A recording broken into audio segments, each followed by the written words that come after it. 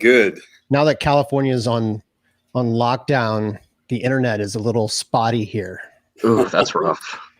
All right. Well, you guys are all live. So you're still kind of freezing up. Brian's freezing up over in California. It's brilliant. You know, we've already started with technical issues, so we're great. Let me just say hi to everybody.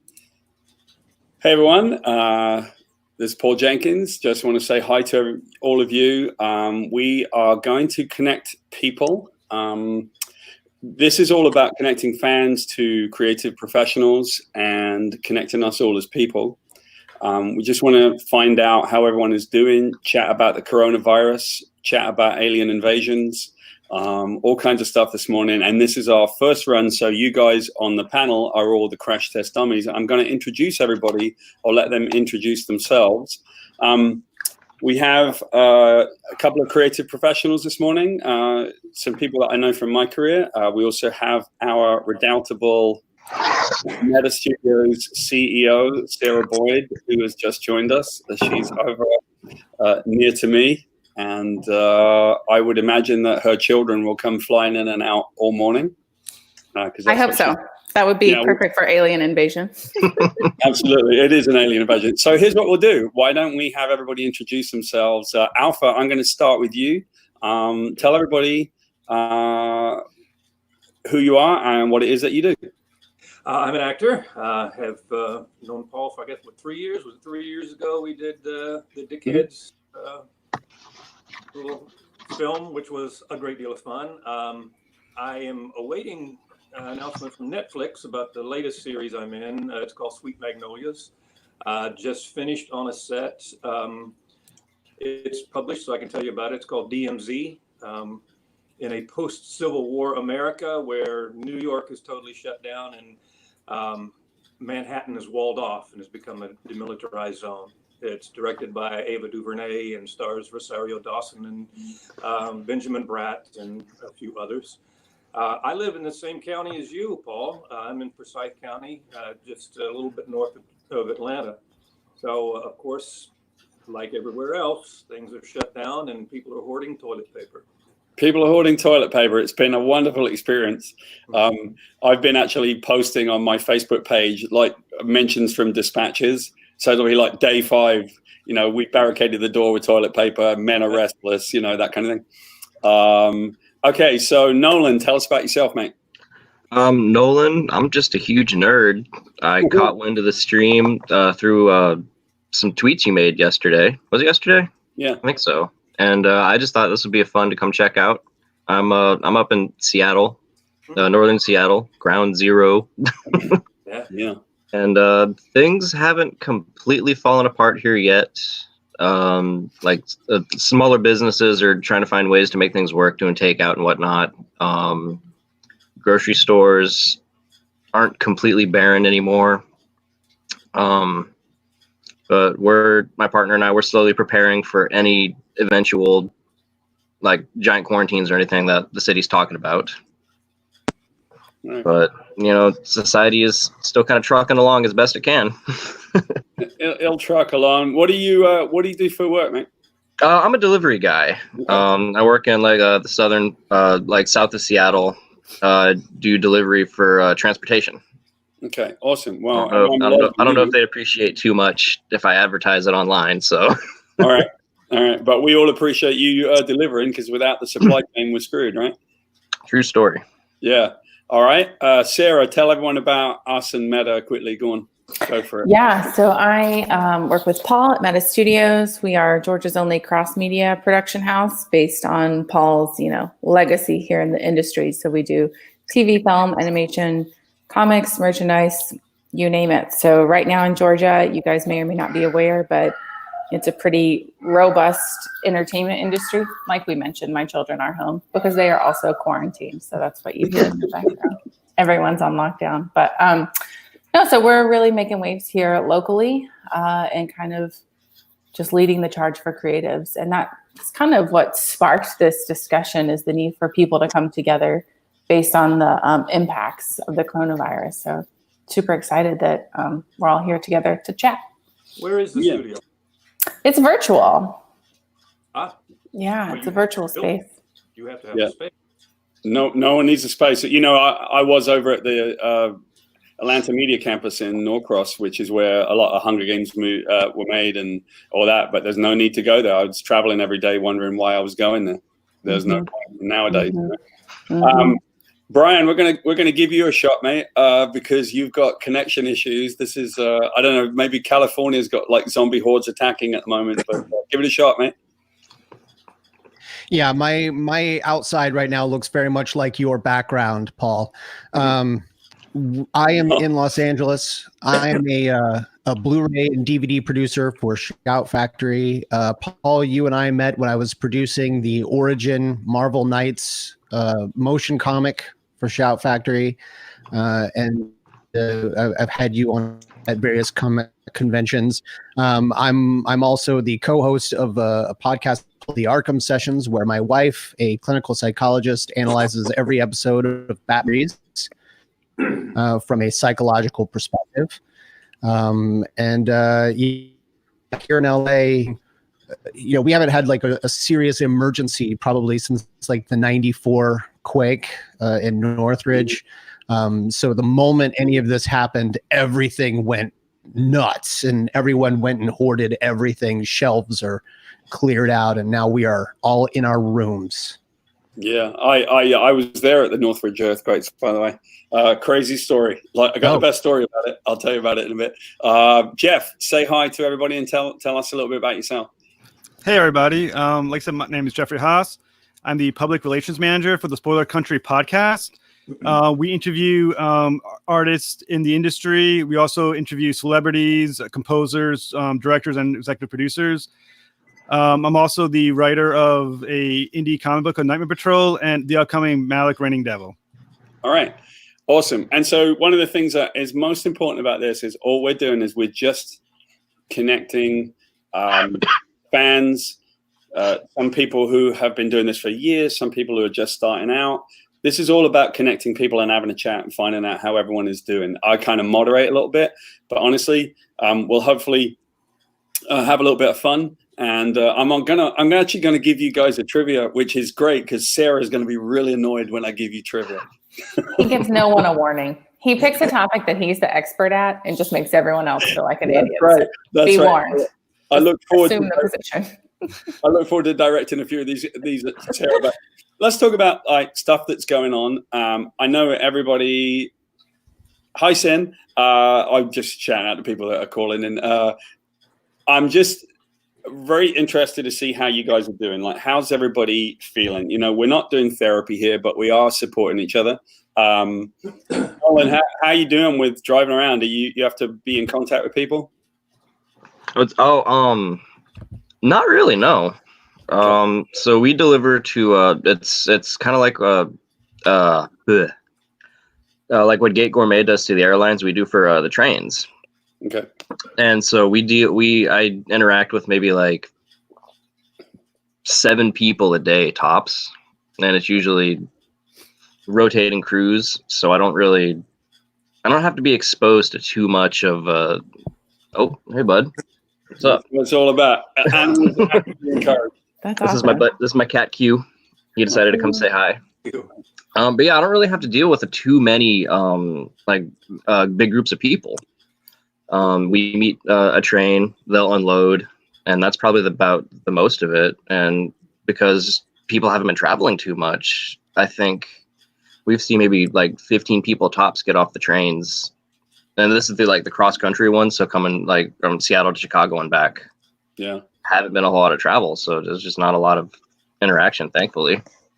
I guess that's obviously helpful if you can continue to do what you're doing, you know.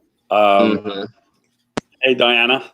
All right, seeing people show up just to listen in, that's cool. Alpha, you know, you're an actor, right? So obviously this has a massive effect on what you do for your livelihood. Can you tell everyone a little bit about how that's playing out for you? Yeah, things have all production, of course, like everywhere else, is shut down.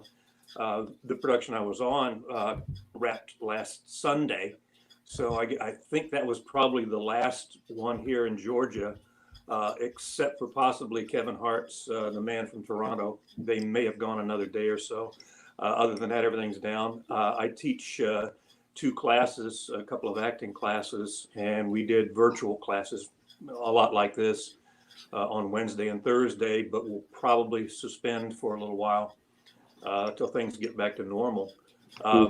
I just feel like, I don't know, I take the more optimistic track that we're going to get back to normal sooner than not. You know, I believe that there are things in the works that will just get us back on track. And I just wish everybody would relax. I'm seeing things of people who just carrying a Lysol with them and practically spraying everybody they come in contact with. I mean, it's bad. I understand. And there are people who are suffering. I think the biggest takeaway from this will be the damage done to our economy and the view we have of each other going forward. I mean, I don't know that we'll trust being around any of our friends anymore. Well, I'm a super optimistic person, right? And I look at all of the things that I think. I see a little dog in the background. I look at all the things that I think could potentially be good that come from this. You know, for example, like teleworking. Hey, Brian, you know, in your job, right? If you're producing all the DVD stuff, are you able to do a bunch of your stuff remotely? Like, can you actually work at home and get? Because I can. I'm a writer, you know, but I'm not able to go out and direct or anything. So, how's it working for you? Yeah, we've been working remotely for the last week, or it really starts to really bad for us. I produce all the bonus documentaries, things like folks that were going to be interviewed in the last week or in the next 2 weeks. All of that has now been canceled. So now I'm looking at DVDs feature till we decide whether we're going to move these titles or if we're going to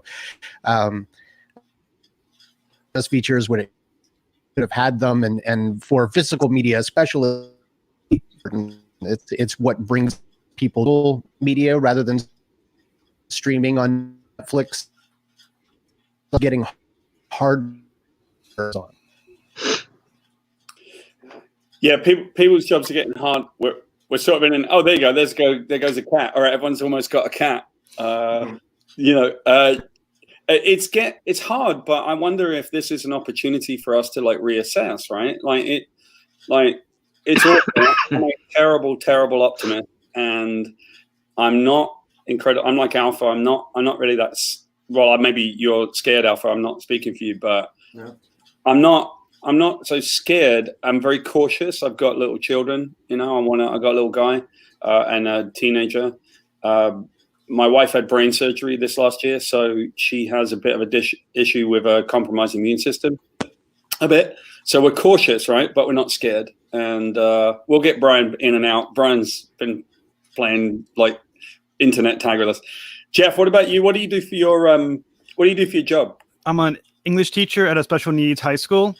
Awesome. Yeah, we're mostly on lockdown. They decided that our spring break in April will now happen last week. So, and then for the next 2 weeks, starting Monday, we're going to be on remote teaching. But which is going to be tough because none of us really know how to do that. So we're going to be thinking on our toes very quickly and suddenly trying to teach how to write essays and stories from a computer miles away. So that's kind of where we are right now. Yeah, my wife is a teacher, you know, so all the teachers just got kind of thrown into it. Like, here's Friday. This is how you teach remotely. Go home. And of course, it's just really hard for teachers trying to connect with children and you know, try and teach one-on-one, try to make up lesson plans. You know, everyone's really frustrated. But that being said, I still feel like this is a difficult moment, but I think it will teach us to adapt. I think that we will get better. I think that we'll learn about teleworking. I think it will change the economy.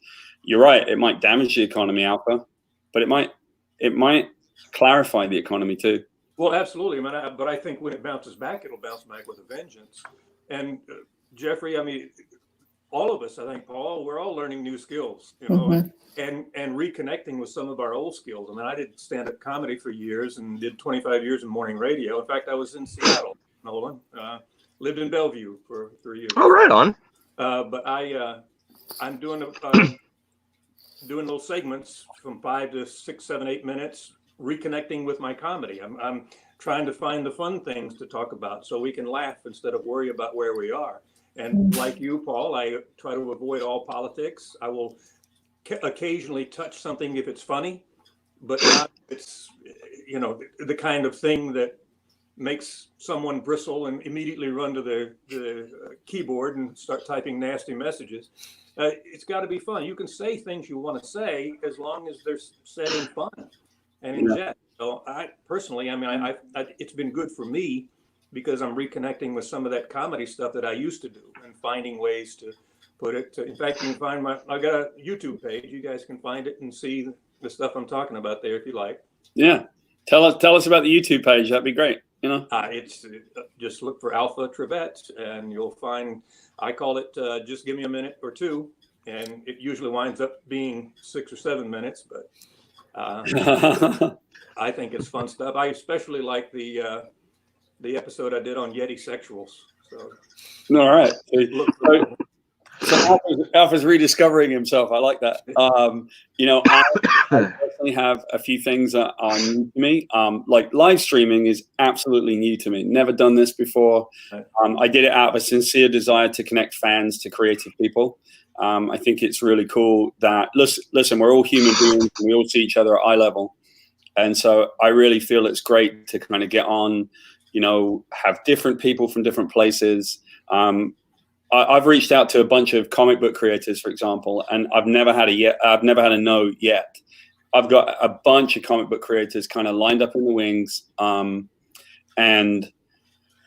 you know, I would actually, I might be able to get one of them on right now, you know, talk amongst yourselves, right?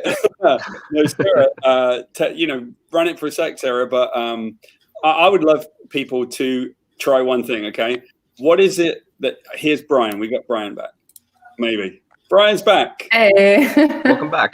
I'm now, if I were any closer to the router now, I would be behind it. So, all right.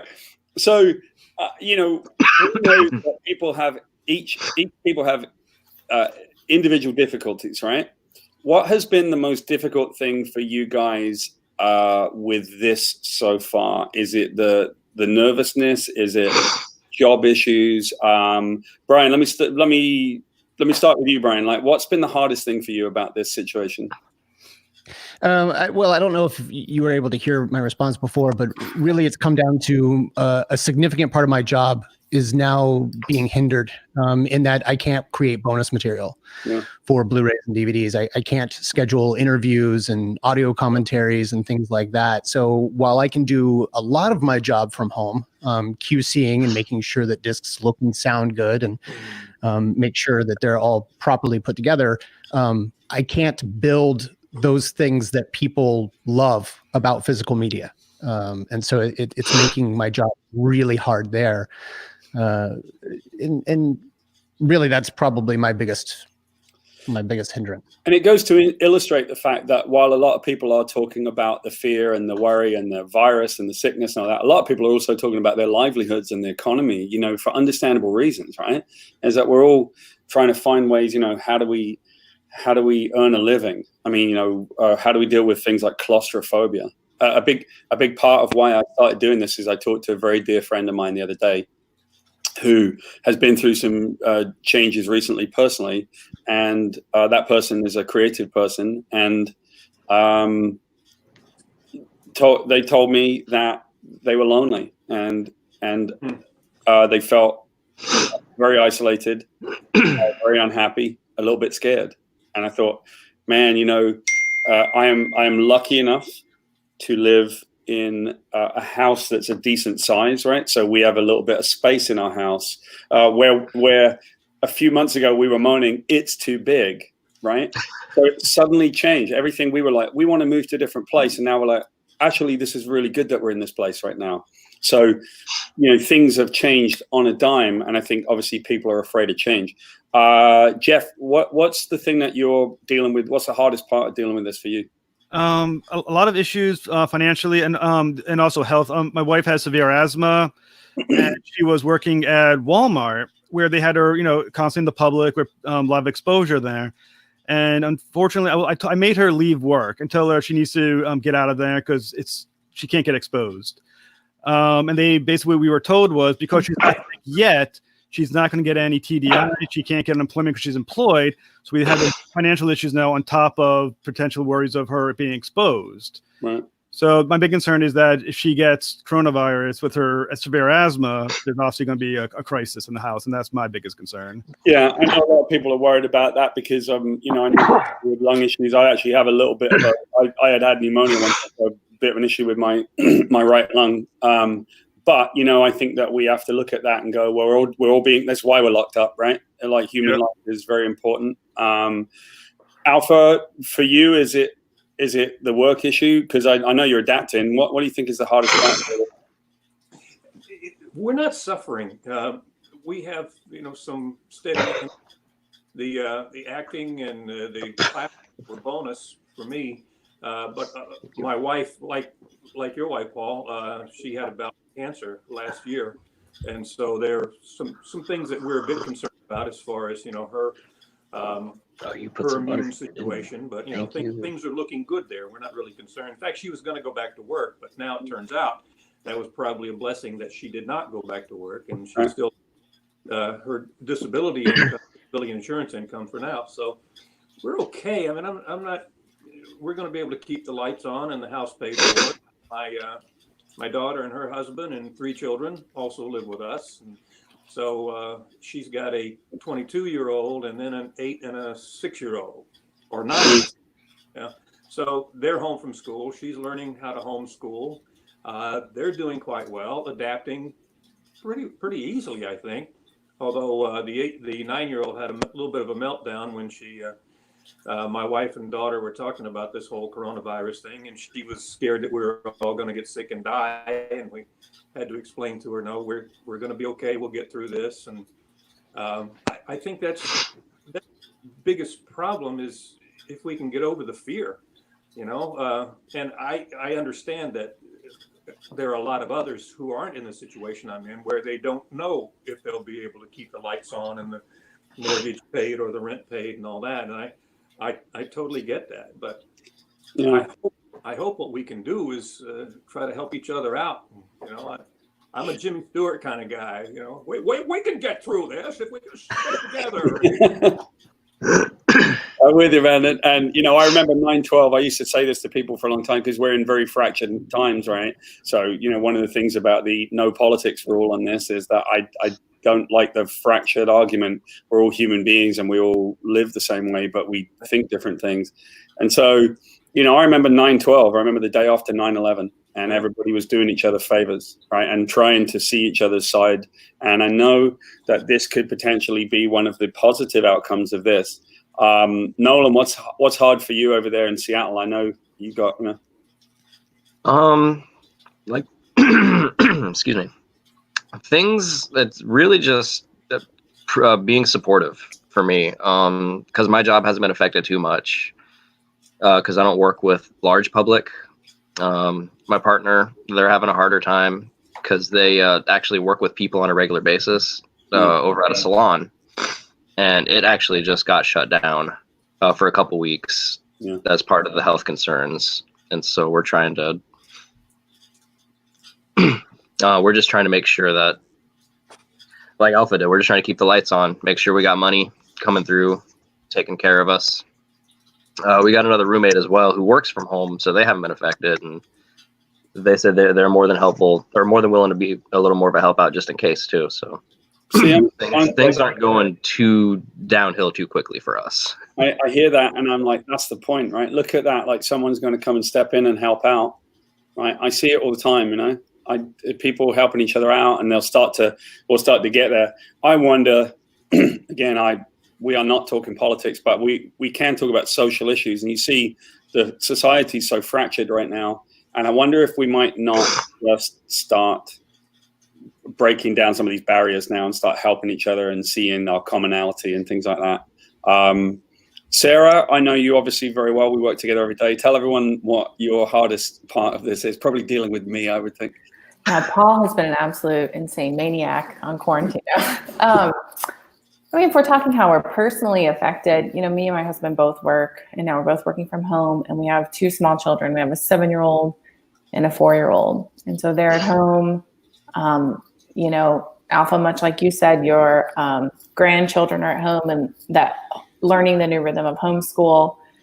And Jeffrey, as you mentioned, your wife, you know, might be learning how to teach online. We just rolled that out last week with our public school system. And the teachers are scrambling, trying to figure out how to prepare lessons. The students are struggling with, like, is this all I'm going to get? Like, my daughter is stuck on a laptop, you know, reading about plants. And me, I'm a scientist by training. So I'm like, this could be so much better. So literally right here on my desk, this is what I did. Like, I went outside and I have all these pine cones. And tomorrow I'm about to give, you know, a lesson on the plant life cycle using real plants. And I think parents... Unfortunately and fortunately, we're going to have to step up and utilize our strengths and start to provide more lessons. I was even, I live in a neighborhood that's like live, work, play, and there's an outdoor park, and we're all maintaining our distance, but we still get outside and it's like, hello, you know. I live across the street from a guy who has several tattoo shops, and he's really artistic. And I was thinking, man, he could give great art lessons, and I could give great science lessons, you know, and Paul could maybe, you know, lead us in story time every day. And collectively, we could have a really amazing school system for these kids.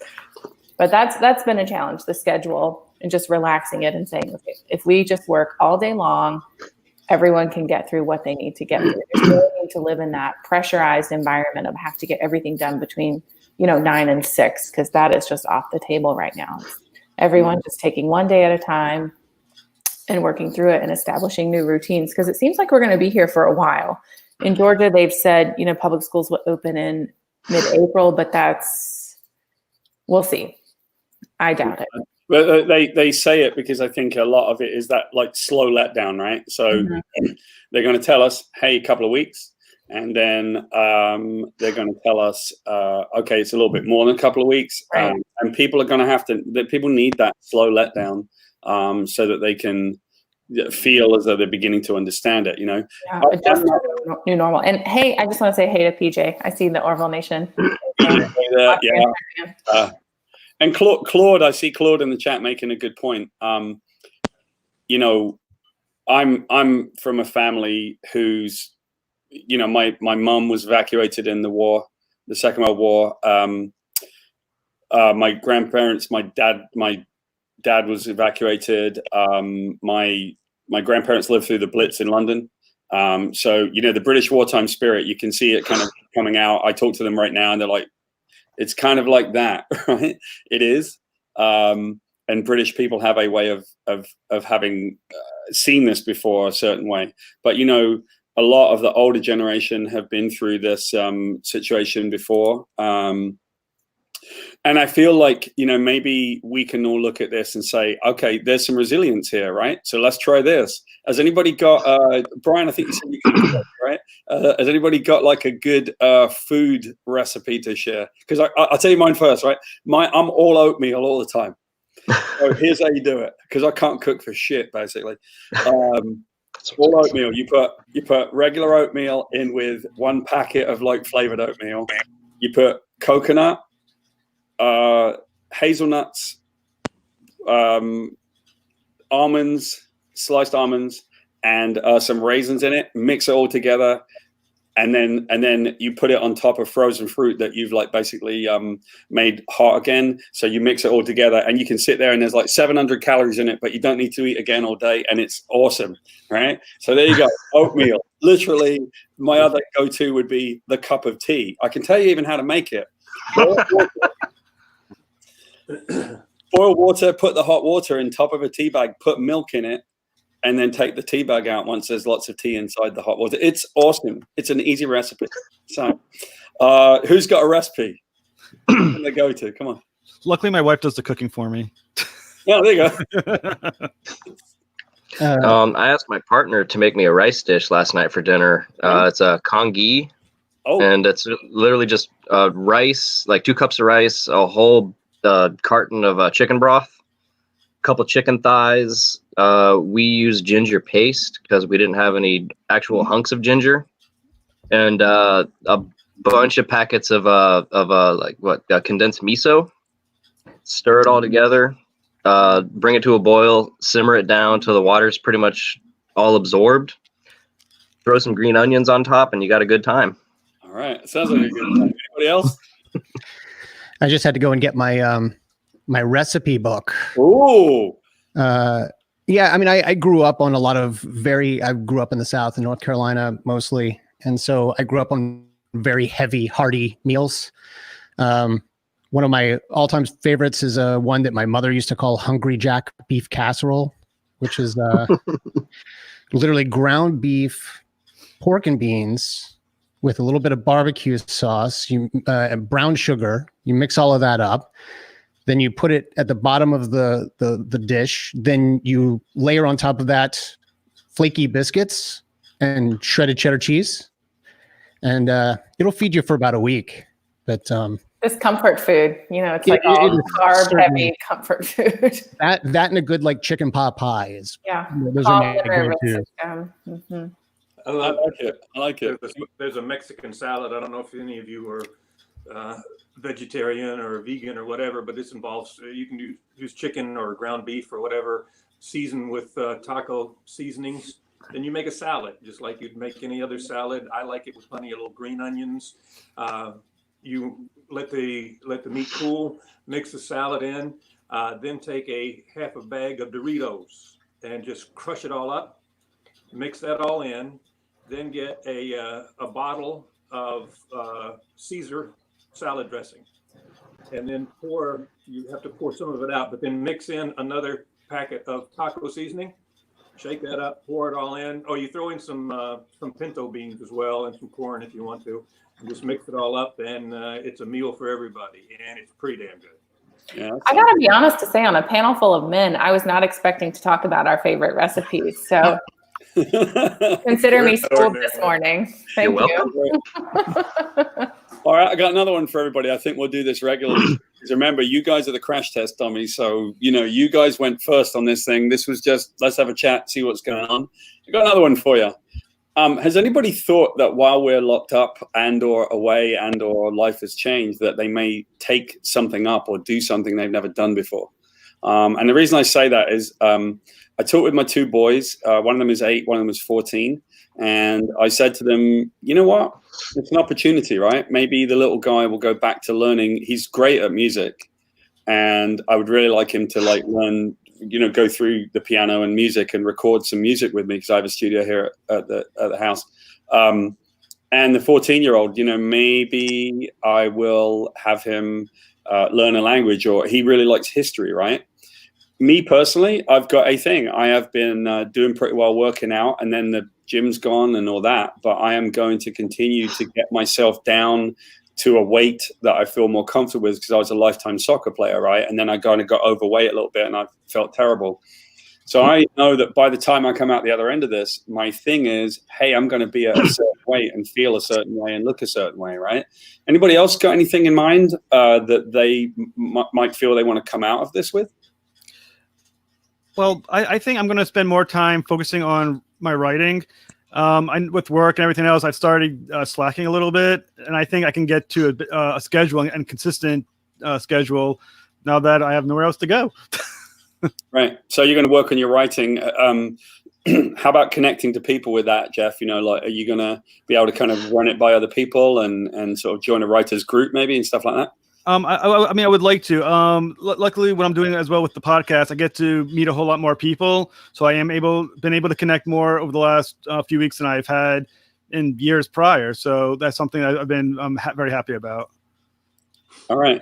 Who else? Anyone else got major plans like me? I'm going to be super. I keep telling my 8-year-old, I'm like, look how skinny I am. And he's like, Dad, you're really skinny. So the more I say it, as they say, the greater the lie, the more people will believe it, right? So my kid's totally in now. Anyone else? I know. Sorry, Nolan. Go ahead. No, go for it. I was going to say in about 2 or 3 weeks, we're going to learn what our real hair color is. I know that if we actually go into a full quarantine, my partner and I are going to kind of look at it as like a mini vacation for us. Excellent. But I would also hope to I have the problem of I have too many hobbies.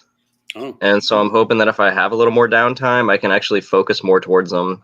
Like I love playing video games. I love reading. I actually went to school.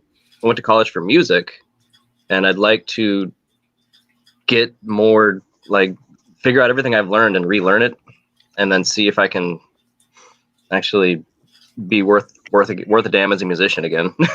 There you go. That's awesome. You know, I see Diana agrees with me, by the way. Diana in the chat says, I'd love to run into people we know and have them gasp at how much weight I've lost. I'm going for it, Diana. I'm going to just go keep, I do this to my wife anyway. Poor Melinda, nigh perfect. I will walk in and go, look at that. Look at this. You married up. So lucky. Look at me. I tell her stuff like that all the time, just so that she has to deal with it. I mean, basically, living with me must be. It's going to be bad for her. This is going to be terrible for her. All right. So we went through some of our things. You know, the most important thing for me is reaching out. Do you guys feel that you are supported, or do you feel like Is anyone feel a little? I mean, we're being honest here. Anyone feel a little bit like, man, I feel like a little bit isolated, or is everybody getting by okay? You know, I'm personally feeling fine. I am finding that there's some of my friends who live in other parts of the country are calling or texting, or some of them even FaceTiming, which is kind of cool. So no, I don't feel alone or lonely. I've got 500 feet of woods behind my house, and then a trail that goes over into a park, and so I go take my refreshing walks, and I call them my thankfulness walks. I just give thanks for everything we've got. And I used to laugh about people who talk to trees, but I've started doing that. Maybe that's a sign of my mental illness. I don't know. There you go. Isolation kicks in, and now you're talking to trees, right? Anyone else? There's some pretty interesting stories back there. You should hear them. Yep. I feel pretty supported. I feel very supported. My wife, like I said, is a clinical psychologist, and while she's not giving me therapy, she certainly knows all about mindfulness and how to make sure that we're staying grounded. She's actually part of the COVID-19 task force over at UCLA. So she's been on the front lines. I feel maybe a little guilty that I am not able to support her even more than I already am. I'm trying to make sure she's always doing well, because, you know, she's spending 12, 14-hour days, 6 days a week, dealing with various crises over at the university. So, you know, I feel bad that I'm stuck here in my home. But I'm trying to lend support where I can to anyone and everyone who needs it, which is why I'm glad that we're doing this today. Absolutely. I think if we're coping ourselves, sometimes we don't give ourselves credit for what we may be doing and how much support we are lending. There's a good friend of mine who's a casting agent here, and oddly enough, her first name is also Alpha. And she posted the other day that she just broke down in tears because she didn't believe she was supporting her aged mother as well as she should. And man, everybody just jumped in and started, giving her support and saying, "Hey, look, you're taking care of her. Okay, you got to let her out. And if she wants to walk to the mailbox, let her walk to the mailbox. She'll be fine." You know, I think sometimes we don't realize that we're better than we think we are, Right. and don't give ourselves credit for that. So I think we all need to. There's Paul's cat. Speaking of support, Alpha, like, I suppose I should say this, right? Does everyone here have animals? Yes. Yeah. You know, this is my guy. This is Claudius, right? And Claudius is like, there you go. Like, everyone's got their people, you know? Right? I love this moment. Look at this moment. And I'm learning that we're all cat people is what I'm learning, right? Yeah. Well, no, Alpha's got dogs. Alpha's got dogs. There you go. My cat acts like a dog. I have 3 cats, 1 dog. They're all sleeping. Oh, That's great. down now, huh? What I love is, so this is Claudius, this guy. Claudius is like a very special cat. He's also Sarah's boyfriend. He only came on because he knew I was on the call. He knew you were up. And Claudius is a special guy. He's like, I've never had a cat like him. I used to have a big Manx cat called Mr. Winston, and he no tail, big fluffy cat, beautiful. And he really kind of only liked me. He would write with me, and he suddenly died. He had a heart attack. He was only 5, and I was devastated. And I thought, well, I'm not going to get another cat. And I kept walking away. I didn't want to get another cat. And then my children had never seen their dad be unhappy. And so they kept trying to get me to buy another cat. And I'd say, like, guys, I love Mr. Winston. I just don't need another cat. He used to write with me. And one day we walked through a pet store and they had feral cats. And I walked past Claudius's cage and he reached out and he grabbed me. And I said, that's my cat. And he's the best cat I've ever had. He's amazing. So having our animals around us is awesome too. Like, I just feel like everyone gets a really good. I see you got a little animal in the back there, little one running around, Sarah. Yeah, my animals are in their own personal quarantine because the kids are home. So this is Charlotte. She's 4, and we're making Play-Doh teeth right now. Let me go this way in the camera. I've just normalized this week. So on behalf of all working mothers everywhere, every screen share conference call I was on this week has a kid wandering around, and I'm like, this is just life. We're all in this pandemic together, so they can't just go sit in silence 24/7. So I'm happy to normalize this for all the working mothers everywhere. But no, our pets are hiding under the bed constantly because the kids just want to play all the time. So they're probably not happy about having all the extra attention. Right. But it is good to have animals. Well, that's great. Like, everyone's starting to kind of find our commonality here. So I'm going to do something for, we'll do these for an hour. So we've got about 20 minutes left. So these are all tests, right? So one of the tests is whether or not I can bring up a second screen. Check this out. Hang on. Whoa. There we are. That was so impressive.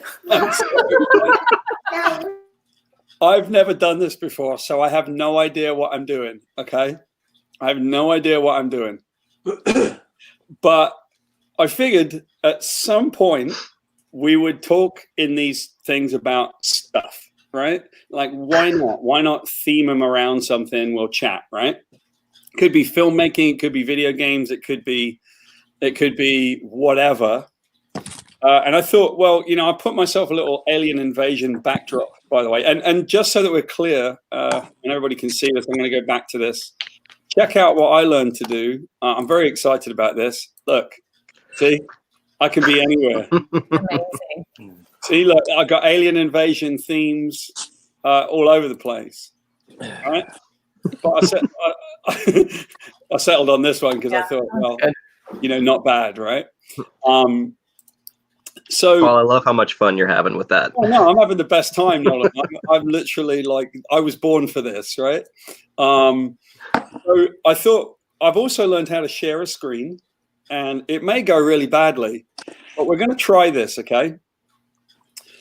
Alien movies, and then it ended up just being science fiction movies. Like, who knew, right? Because I was searching the internet, and I thought, well, let's see if we can do a trivia question. Now, the best part of this is, even though obviously we have some nerds on board, Nolan, you're almost discounted from this. Hey. Token nerd. Jeff, I can see the back. I can see what's behind you. This is cheating if I let you do this. So we're going to start with Meta Studios CEO Sarah Boyd, and see. Take Sarah, the standard. If the standard is here, just drop it down. This is almost a trick question. I'll go to Sarah first. If you know the identity of this movie. In fact, we'll go here. You got a bigger picture. Which movie is this? Yeah, I don't know. Star Wars. Star Wars is a good choice. Actually, fuck it. It's got science fiction-y stuff in it. Might be Star Wars. Good catch. Right? Like I said, guys. All right. So remember, this is slightly a trick question. So Alpha, you're a film guy. You should maybe know this. I don't know. What film is this, Alpha? It's not Gone with the Wind, right? Gone with the Wind. Yes, Alpha. Yeah. I don't know. I mean, the wind is gone in that photo. All right.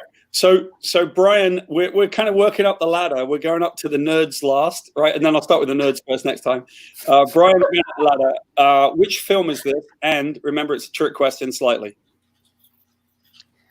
See, I recognize. It seems like I recognize both objects, but I don't necessarily recognize together. And the two planets.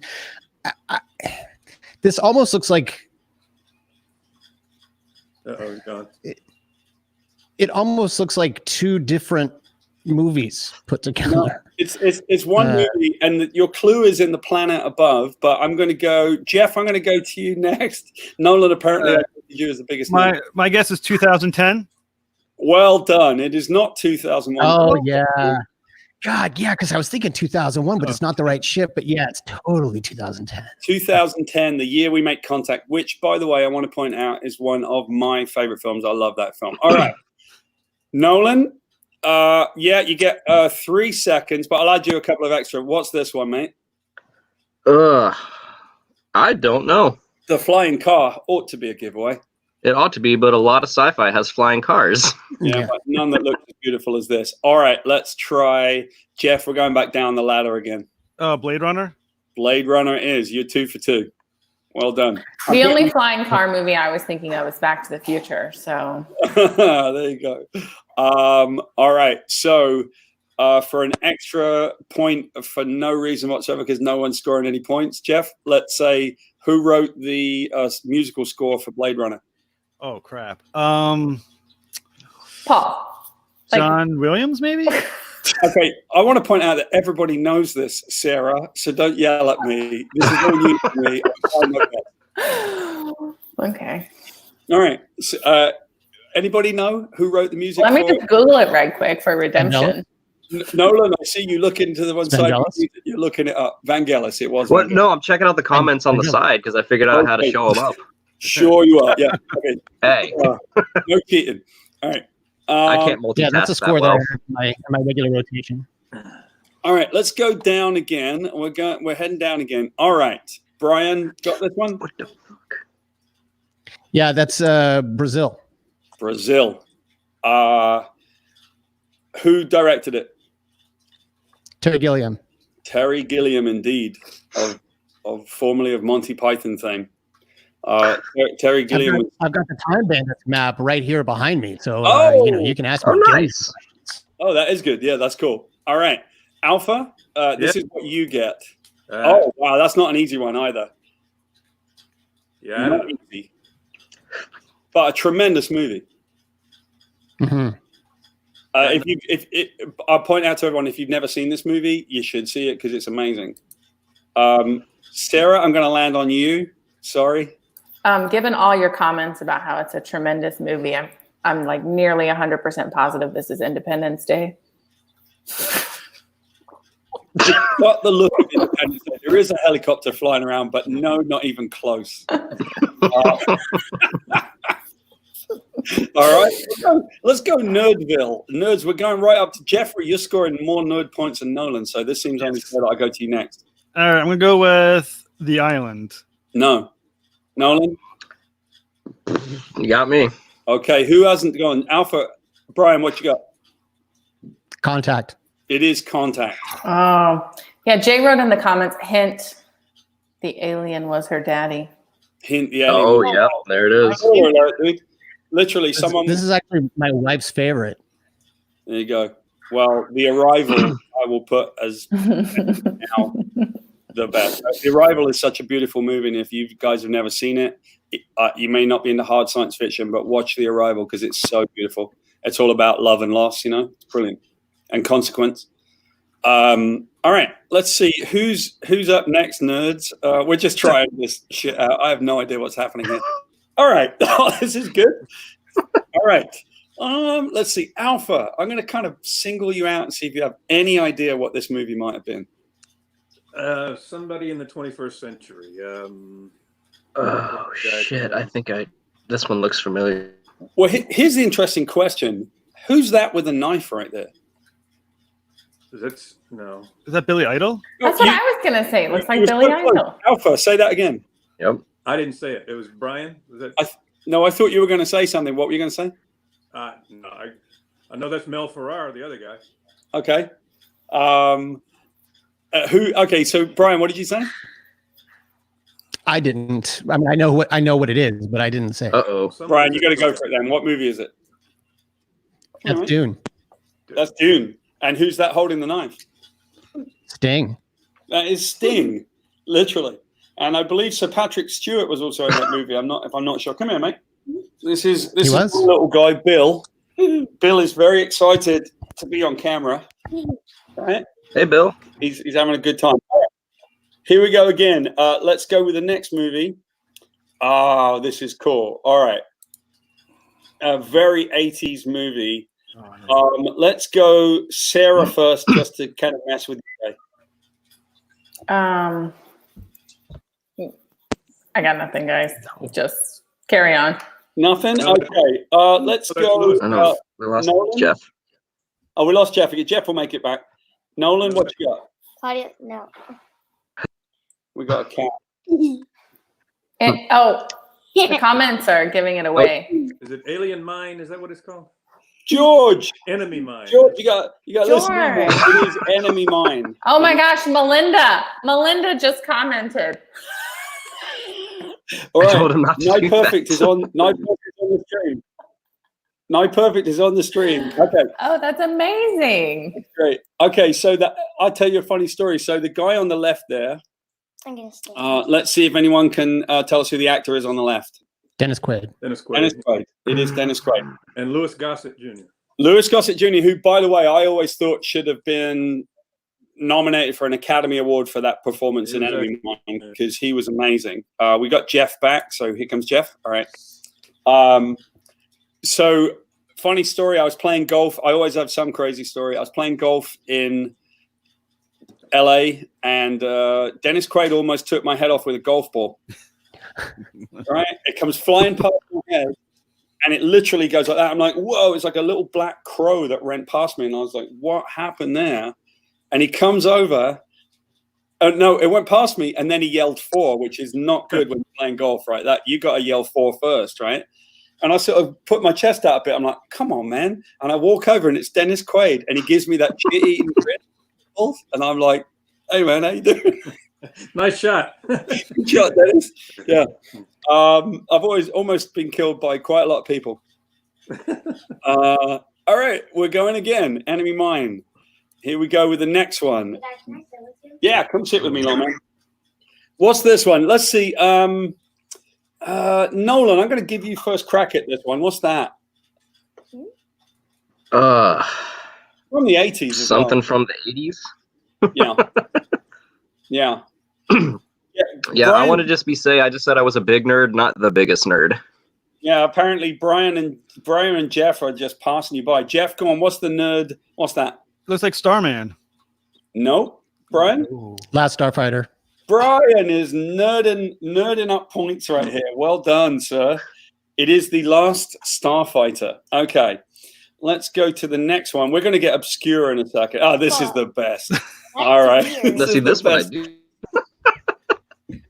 Yeah, I'm sure you do, but I'm going to try Alpha on this one. Come on, Alpha, you got to get. Do you know this movie? Is this Mars Invasion or something? What's the title of that? It's close enough. It's Mars Attacks. Mars Attacks, yeah. Which, if you look at it now, by the way, it was a 90s movie made about the 50s. It almost seems so relevant now, just this like smash up of stuff where it's time for us to just clean house. The aliens come in and they have no reason for doing what they do, except they're just kind of bored. So they kill humanity just because they can't be bothered to deal with it. It's an awesome movie. All right.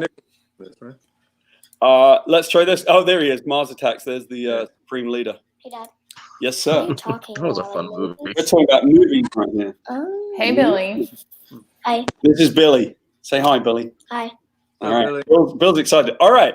Let's try this one from the 70s. Does anybody know? Let's try. Brian, do you know what this one is? I'm actually trying to get a better peek of it. The Not guy, off the the top guy of on my the head. left there is Bruce Dern. I feel like I I don't. want to see this movie now. Come on. It looks very familiar to me, but I don't know it. Okay. No. Does anybody know? Open for the floor. You said Bruce Dern? Yes. And the three robots were called Huey, Dewey, and Louie. Oh, and is it Silent Running? It's Silent Running. Yeah. Once you said the robots, yeah. Yeah. So Silent Running is this incredible movie about the last plants from Earth, and they're all on a ship out in space. And Earth has gotten past it, and they decide to cut it free, and he won't accept it. They want to destroy the plants because they can't be bothered to keep them up anymore. And so he basically saves all the plants and sends them out with the robots. Sorry, spoiler alert, I guess. Yeah. Sorry. I'm terrible at this. And then the last one. Come on now. This is crazy. So I know we're this going one nerds too. first. Who knows this? Nolan, you got this? All right. Tell everybody what this is. That's Sean Connery's greatest role ever. That is Zardoz. It's the craziest movie of all time. Great wardrobe. It's Brilliant. fantastic. I mean, he walks. Well, around, you don't even get the good shot of the ponytail here. No, you don't. Yeah, he walks around dressed like that the entire movie. It's brilliant. And since I'm terrible at spoilers, this is going to be a little bit of a. Why is it called Zardoz, Nolan? Because Zardoz has spoken. Zardoz was behind head. But what was behind Zardoz? Arthur was the master manipulator. No, anybody? Well, it all came down to Wizard of Oz. It came down to the Wizard of Oz, Yeah. as in Zardoz. Yeah, all came down to the Wizard of Oz. So look, you guys, as our crash test dummy, have played a trivia game for no points whatsoever. We've had Sarah made really uncomfortable, which is pretty much my goal. Par for the course. Yeah, that's what I do. You guys have proven your nerd worth. I'm going to give this one to Brian.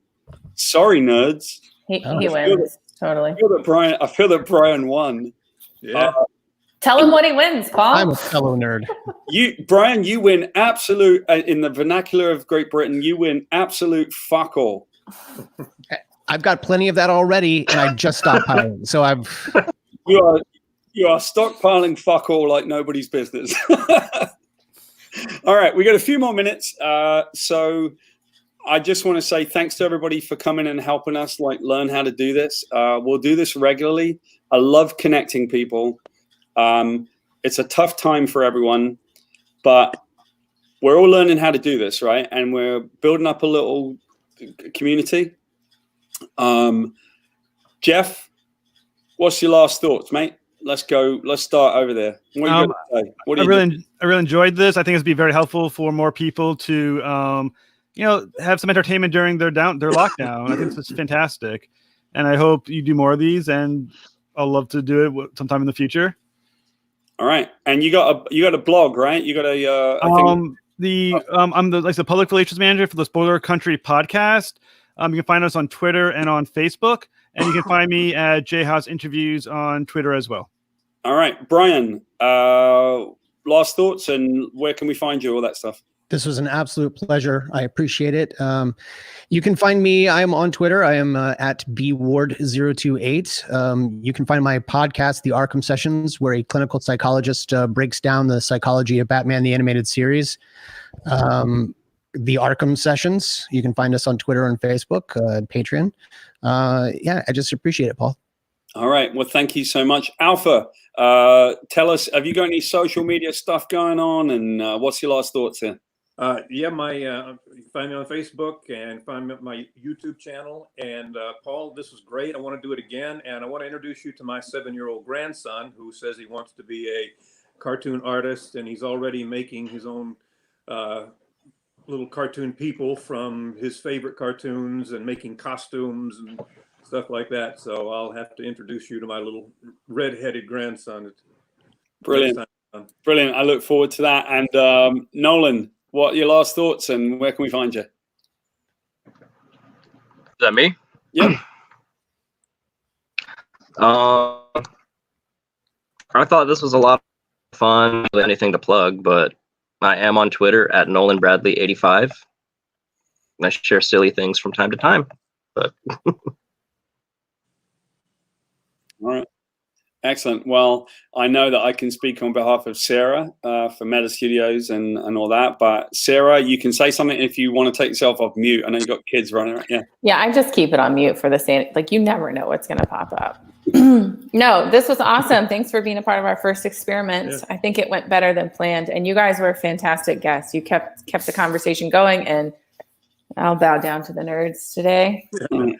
Well done, nerds everywhere. Thank you very much. And all I have to say is I'm very pleased and inspired by being able to connect people across the country while we're all dealing with such a difficult time. So thank you so much, everybody, for being part of it. Thanks, everybody, that, you know, the few people that sort of came in and chatted with us.